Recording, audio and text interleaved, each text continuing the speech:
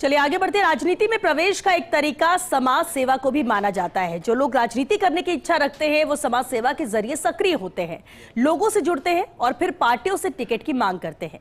कई लोग टिकट पाकर चुनाव जीतते भी हैं और फिर नेता के लिए समाज सेवा दूर की कौड़ी हो जाती है। लेकिन भाजपा के दिग्गज नेता, 2 बार के राज्यसभा सांसद और लोकसभा सांसद, 2 बार के मंत्री भूपेंद्र यादव राजनीति के साथ समाज सेवा कर रहे हैं। इन दिनों लोकसभा क्षेत्र में सांसद संपर्क संवाद यात्रा कर रहे हैं। ये खास रिपोर्ट देखिए। अलवर लोकसभा से चुनाव जीतकर केंद्र में फिर से मंत्री बनाए गए भूपेंद्र यादव ने उन सभी धारणाओं को धराशाही कर दिया है जिनमें सांसद कम सक्रिय रहते हैं और पार्टी ही लोकसभा चुनाव लड़ती है। कहा जाता रहा है राजस्थान, झारखंड, गुजरात, बिहार, महाराष्ट्र, मध्य प्रदेश, मणिपुर आदि कई राज्यों में पार्टी को जीत दिलाकर अपनी रणनीति का लोहा मनवाने वाले दिग्गज भूपेंद्र यादव इन दिनों सांसद संपर्क संवाद यात्रा निकाल रहे हैं।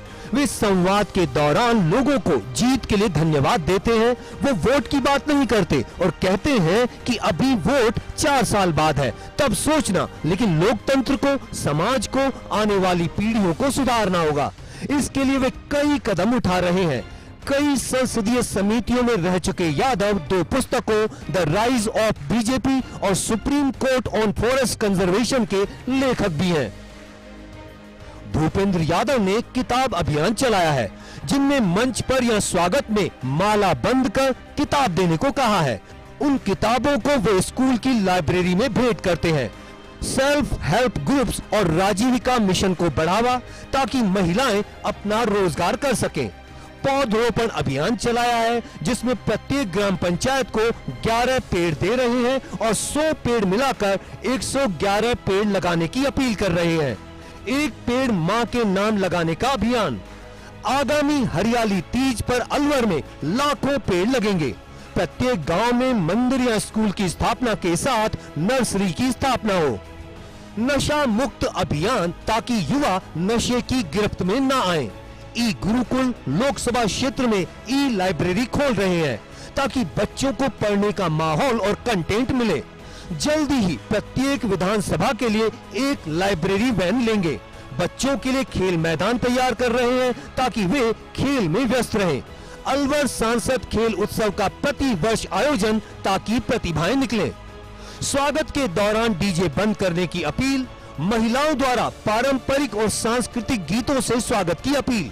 अच्छी नस्ल के पशु, डेयरी टेक्नोलॉजी को बढ़ाना, भ्रष्टाचार को खत्म करना। दिल्ली दूध के लिए सबसे नजदीकी बाजार भी है। टीबी मुक्त भारत का अभियान। ग्राम पंचायतों को प्रमाण पत्र देकर जागरूकता फैला रहे।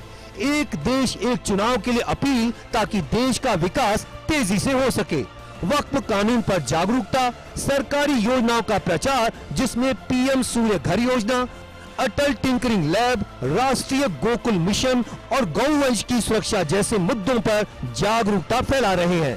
प्रधानमंत्री नरेंद्र मोदी जी एक कानून लेकर के आए और उस कानून का प्रावधान ऐसा है कि एक ही बार जाओ, पंचायत पे भी बटन लगा दो, विधानसभा में भी बटन लगा दो, जिला परिषद के भी बटन लगा दो, लोकसभा के भी बटन लगा दो। आराम से फिर 5 साल सबसे हिसाब किताब मांगो तो ये देश ठीक चलेगा। एक देश एक चुनाव, ये आज की जरूरत है। भूपेंद्र यादव अपने संवाद कार्यक्रमों के दौरान लोगों से शिकायतें भी सुनते हैं और साथ में कहते हैं कि काम होगा तो हाँ करेंगे, नहीं तो माफी मांग लेंगे, लेकिन संपर्क नहीं तोड़ेंगे।